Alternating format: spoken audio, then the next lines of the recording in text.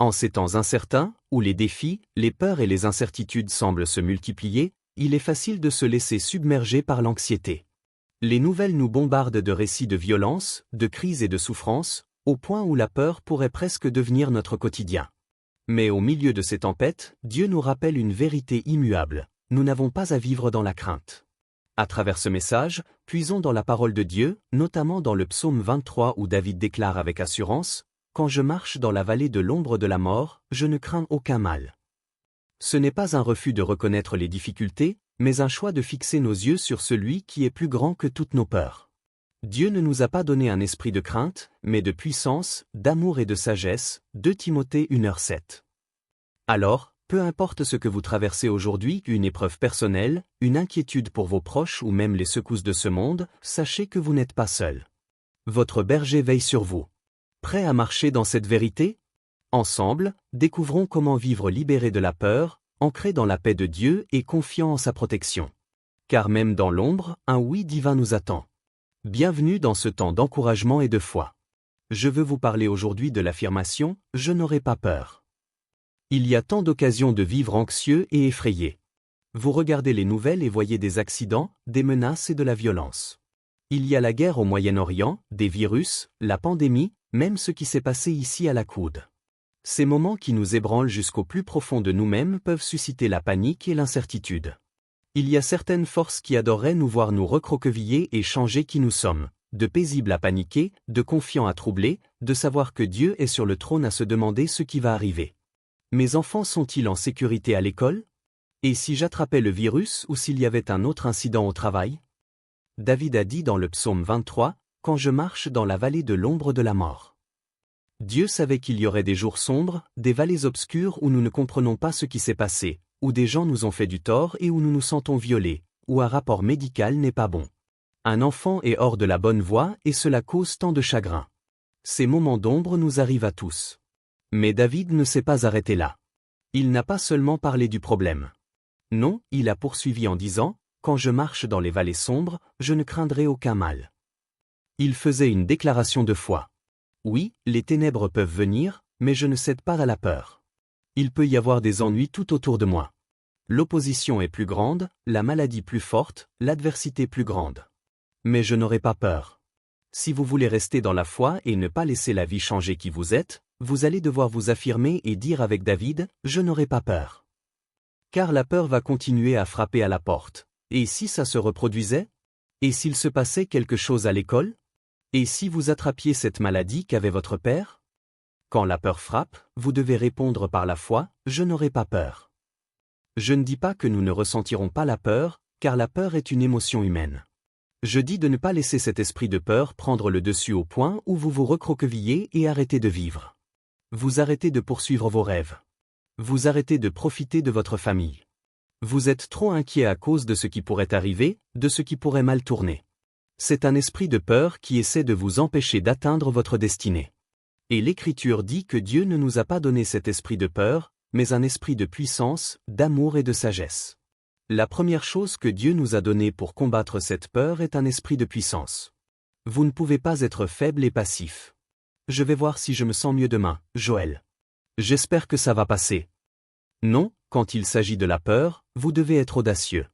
Je n'aurai pas peur. Oui, quelqu'un a essayé de nuire à l'Église, mais nous n'aurons pas peur. Nous ne laisserons pas l'ennemi utiliser un événement pour changer qui nous sommes, pour limiter notre destinée, pour restreindre notre vision, pour nous enlever notre passion.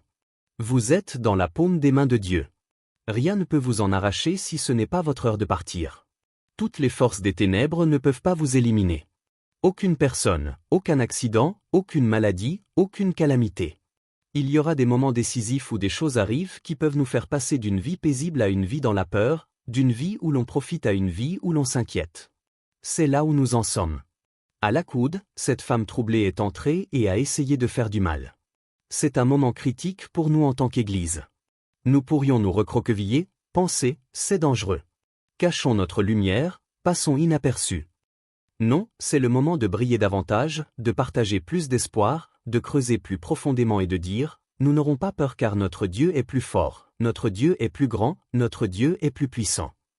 Que Dieu soit pour nous, et plus que le monde soit contre nous. C'est le moment de se lever et de reprendre ce que l'ennemi a essayé de voler.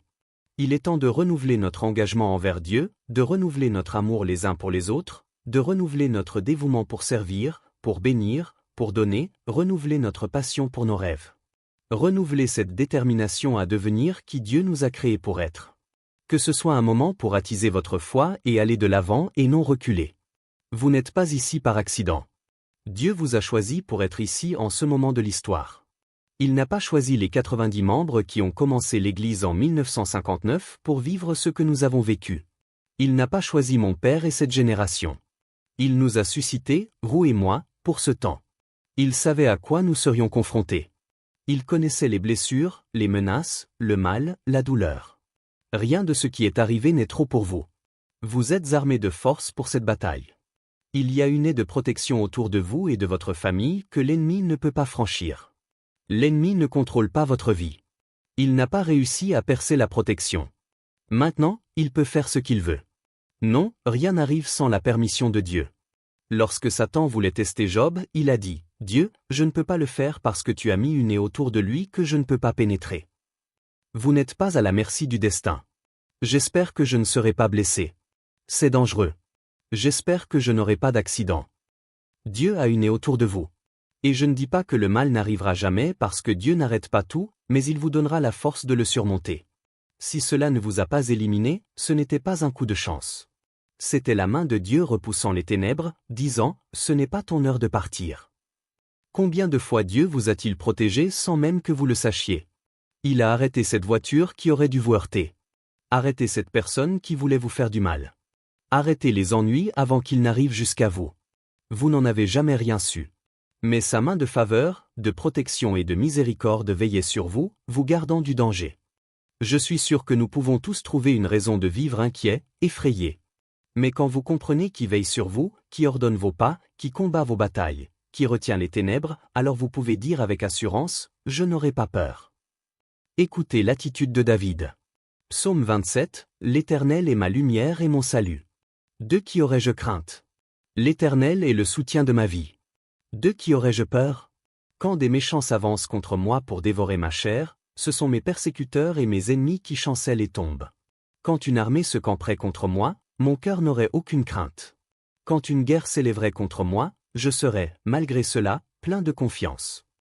C'est ce que Dieu a fait pour nous dimanche dernier. Il nous a cachés. Où en serions-nous sans la miséricorde et la protection de notre Dieu? Comment pouvons-nous le remercier suffisamment pour ce qui aurait pu arriver? Car nous avons vu la bonté de Dieu nous épargner toutes sortes de chagrins et de douleurs.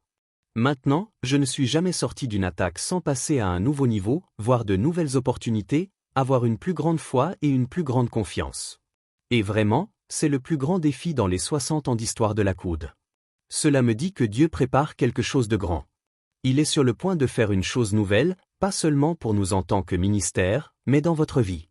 Vous êtes sur le point d'entrer dans une plus grande influence, une plus grande faveur, une plus grande sagesse, une plus grande confiance, de plus grandes ressources. David a dit, « Quand je marche dans la vallée de l'ombre de la mort. » Il n'a pas dit, « Je m'arrête dans la vallée, je m'installe dans la vallée. » Après tout, regardez ce que j'ai traversé. J'ai une bonne raison d'avoir peur. Je suis stressé. Non, Dieu a dit qu'il vous donnerait la beauté pour les cendres.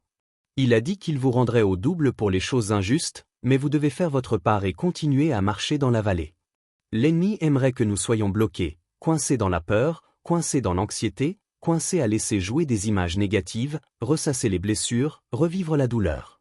Ces images peuvent venir, mais vous devez rejeter les mauvaises imaginations. Ne les laissez pas continuer à jouer comme la télécommande de votre téléviseur. Si vous n'aimez pas une émission, vous changez simplement de chaîne. C'est la même chose dans votre esprit.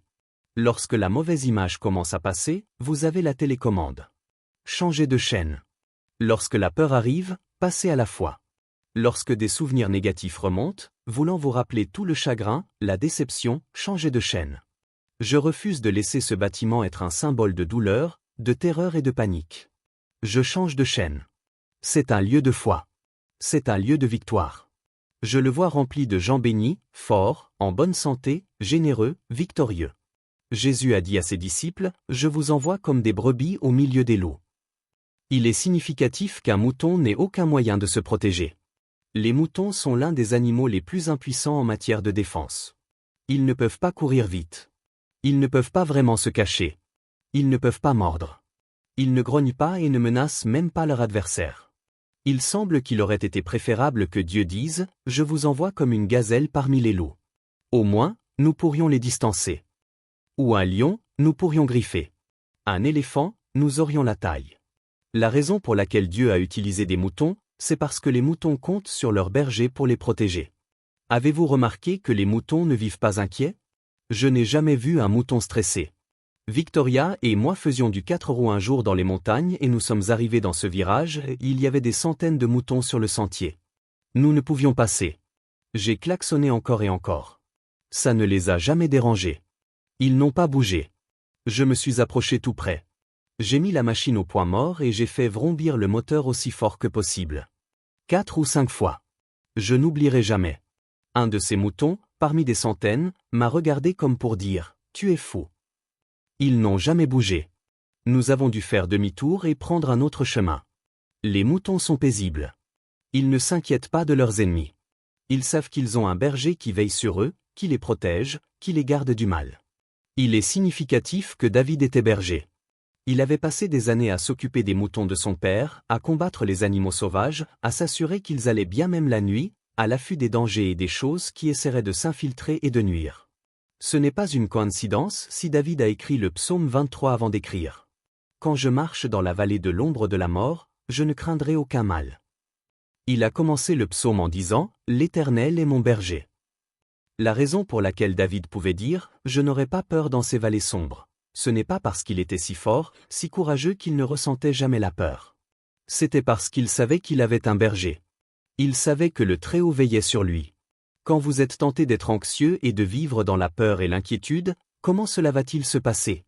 Vous devez faire comme David et vous rappeler « L'Éternel est mon berger ». Le Dieu qui a fermé la gueule des lions pour Daniel. Le Dieu qui a fait sortir 3 adolescents hébreux d'une fournaise ardente sans l'odeur de fumée. Le Dieu qui a ouvert les portes de la prison pour Paul et Silas. Le Dieu qui a rendu Élisée invisible à l'ennemi. L'Éternel, votre berger, veille sur vous. Et voyez-vous, le berger sait qu'il y aura des choses qui seront trop pour nous, trop puissantes, trop fortes. La maladie, l'opposition, les menaces.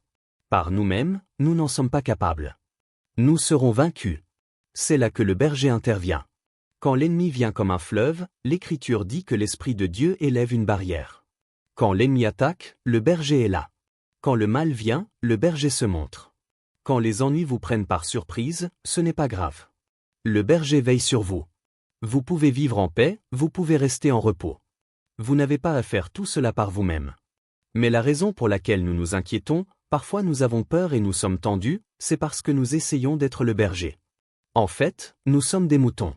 Nous essayons de faire ce que seul Dieu peut faire. Oui, utilisez la sagesse, bien sûr, ayez du bon sens. Mais certaines choses échappent à notre contrôle. Vous devez savoir quel est votre travail et quel est le travail de Dieu. Le psaume 91 dit « Celui qui demeure sous l'abri du Très-Haut repose à l'ombre du Tout-Puissant. Il te couvrira de ses plumes et tu trouveras un refuge sous ses ailes. » Notre travail est de rester dans ce lieu secret. Restez proche de Dieu. Gardez-le à la première place dans votre vie. Le lieu secret est un lieu de paix, un lieu de confiance. Beaucoup de choses peuvent se passer à l'extérieur. Des choses qui pourraient vous inquiéter, vous faire peur, mais vous ne pouvez pas laisser cela entrer à l'intérieur. Dans ce lieu secret, il y a un calme repos. Vous savez que le berger veille sur vous. Vous savez que vous êtes couvert sous ses ailes. Lorsque vous êtes dans ce lieu secret, pour que la calamité vous atteigne, elle doit d'abord passer par lui. Vous êtes couvert. L'ennemi s'en prend à vous, il doit d'abord s'occuper de l'Éternel, votre berger. David avait tant de choses qui auraient pu l'arrêter. Il était constamment confronté à des dangers, des attaques, des trahisons. Des armées le poursuivaient dans la nature. Il avait de bonnes raisons de vivre inquiet et effrayé. Mais il nous donne un secret. Dans le psaume 131, il a dit « J'ai calmé et apaisé mon âme ». Il y a beaucoup de bruit ces jours-ci, les nouvelles et les rumeurs, les menaces, les soucis, nos propres pensées sur une base régulière. Vous devez apaiser votre âme, apaiser vos émotions. Revenez à un lieu de paix. C'est un lieu puissant. Lorsque la bataille fait rage autour de vous, que les pensées vous disent de paniquer, les circonstances pourraient vous inquiéter et vous faire peur. c'est là que vous devez prendre les choses en main et apaiser votre âme. L'ennemi aimerait que nous vivions dans le bruit troublé. Mon enfant me frustre, Joël. Je suis ébranlé par cette attaque. Je suis stressé par mes finances. Je m'inquiète pour ma santé. L'Écriture dit, arrêtez et sachez que je suis Dieu.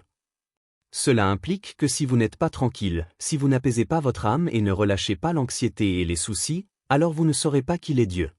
Vous ne ressentirez pas sa présence et ne verrez pas sa bonté comme vous le devriez. Dieu agit là où il y a la foi. L'ennemi agit où il y a la peur. La vraie bataille se déroule dans notre esprit. Vous devez contrôler votre vie de pensée. Prenez cette décision avec moi, je n'aurai pas peur. J'apaise mon âme. Je sais que l'Éternel, mon berger, veille sur moi. J'ai entendu parler de ce jeune garçon un matin. Il a trouvé un bébé hibou par terre dans son jardin et il voulait aller le ramasser. Il avait l'air sans défense, ce petit oiseau. Son père lui a dit de ne pas s'approcher avant d'en savoir plus et a appelé le vétérinaire local pour lui demander ce qu'il devait faire.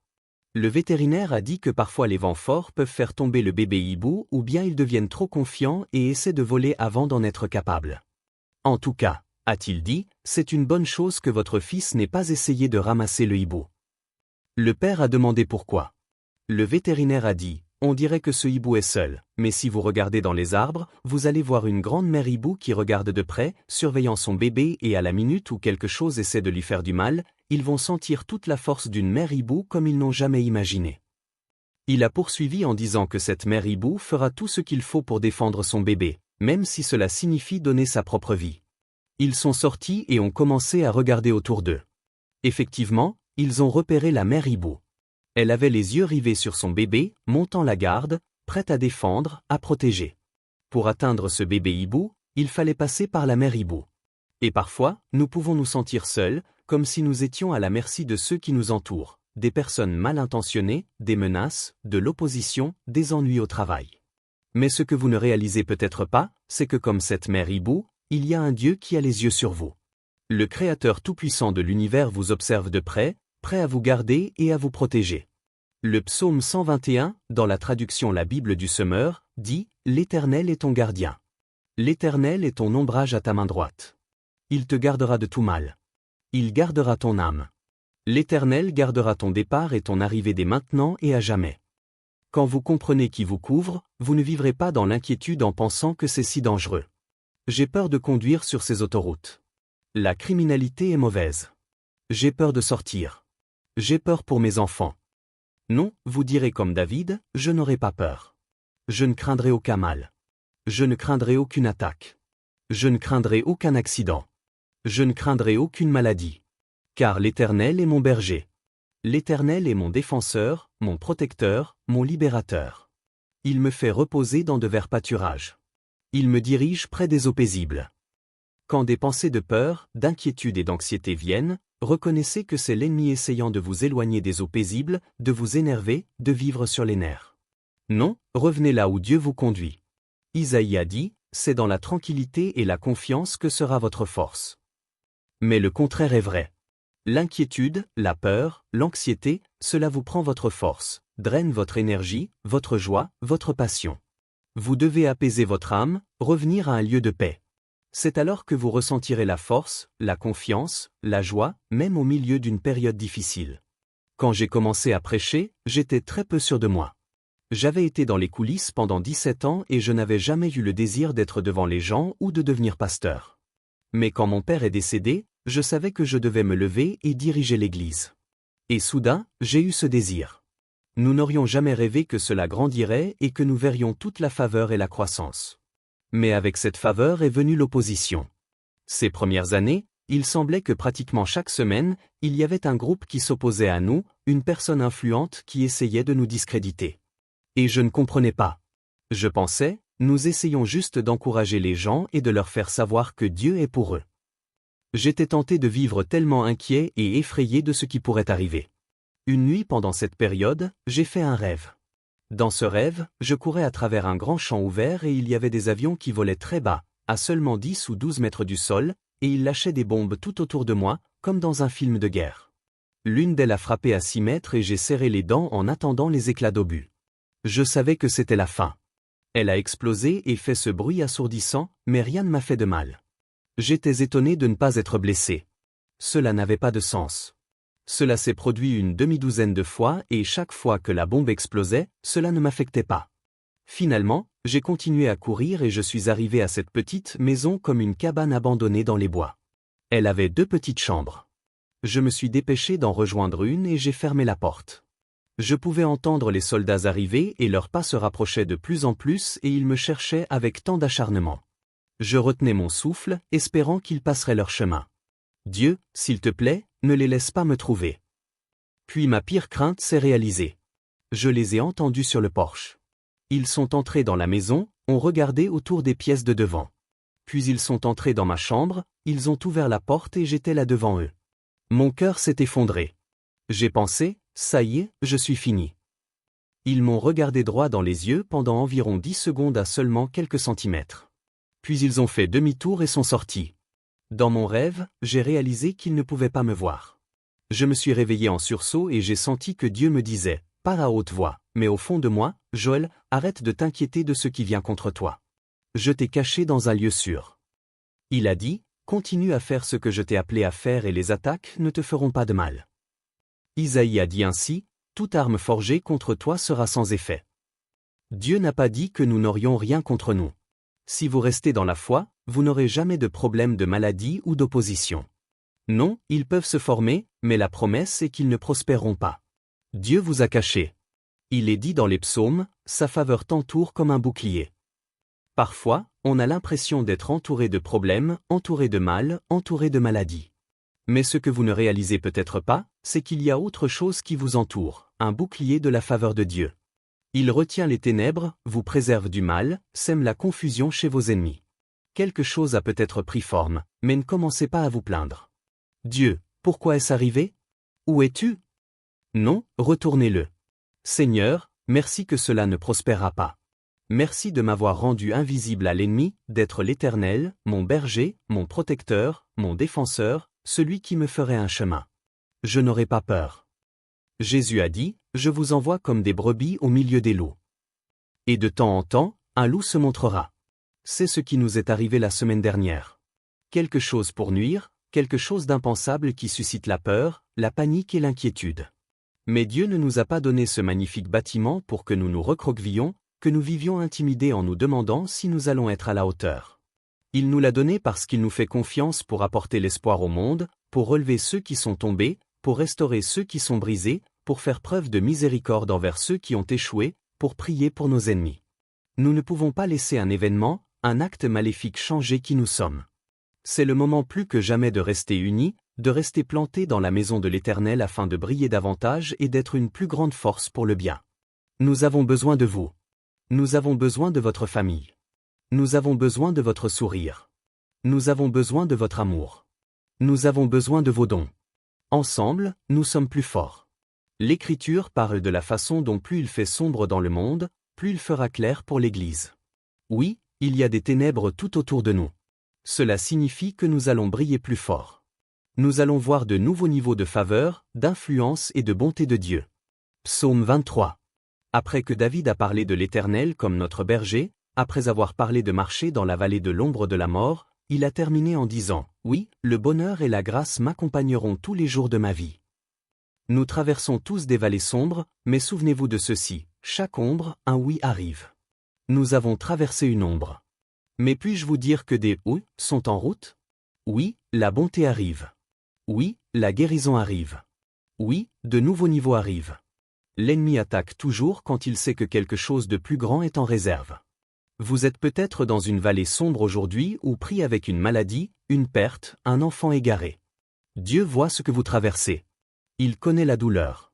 Qui vous a fait du tort? Qu'est-ce qui n'était pas juste? Ce n'est pas ainsi que votre histoire se termine. Vous avez vu l'ombre. Maintenant, préparez-vous, oui. Dieu ne vous fait jamais sortir de la même manière. Il fait payer l'ennemi pour avoir apporté le problème. Maintenant, faites votre part. Revenez à un lieu de paix. Arrêtez de vivre inquiet, effrayé. Apaisez et calmez votre âme. L'Éternel, votre berger, veille sur vous. Il ne vous a pas amené jusqu'ici pour vous abandonner. Continuez à marcher dans cette vallée en faisant confiance, en croyant qu'il y a des « oui » juste devant vous. Oui, vous allez voir la beauté pour ses cendres. Oui, cet enfant va se remettre sur les rails. Oui, votre santé est sur le point de s'améliorer. Dieu nous dit, n'ayez pas peur, car je suis avec vous. N'ayez pas peur, car je suis votre Dieu. Je vous fortifierai et vous soutiendrai de ma droite triomphante. Allez, continuons à avancer. Nos plus beaux jours sont encore devant nous. Laissez-moi vous dire que ce revers nous prépare à aller plus loin, à briller plus fort, à atteindre la plénitude de nos destinées. L'ennemi a fait de son mieux, mais son mieux n'était pas suffisant. Nous sommes toujours debout, vainqueurs et jamais victimes. Nous n'aurons pas peur au nom de Jésus. Et si vous le recevez, pouvez-vous dire Amen? Nous aimerions vous offrir ce moment unique, celui d'ouvrir votre cœur à Jésus-Christ. Si vous ressentez cet appel, je vous invite à prier avec moi simplement là où vous êtes. Seigneur Jésus, je viens à toi tel que je suis. Pardonne-moi pour mes fautes. Je te reçois aujourd'hui comme mon Sauveur et mon Seigneur. Viens habiter en moi, renouvelle ma vie et remplis-moi du Saint-Esprit. Merci pour ton amour et ta grâce. Amen. Si vous avez fait cette prière avec foi, nous croyons que quelque chose de nouveau a commencé dans votre vie. Le Saint-Esprit vous guidera pas à pas. Trouvez une église fondée sur la parole de Dieu. Engagez-vous dans le baptême d'eau et donnez à Dieu la première place chaque jour. Abonnez-vous dès maintenant à notre chaîne YouTube Le Sel de la Terre pour recevoir des messages d'encouragement, des enseignements bibliques et des temps de prière. Activez la cloche pour ne rien manquer. Vous avez une requête de prière? Écrivez-la en commentaire. Même si vous ne voyez pas de réponse directe, soyez assurés, nous avons prié pour vous. Et si vous lisez les commentaires, n'hésitez pas à soutenir une autre personne en écrivant une prière. Ensemble, en tant que corps de Christ, nous nous tenons dans la foi. Que la grâce, la paix et la présence du Seigneur Jésus-Christ vous accompagnent abondamment. Soyez bénis et à très bientôt dans une prochaine vidéo.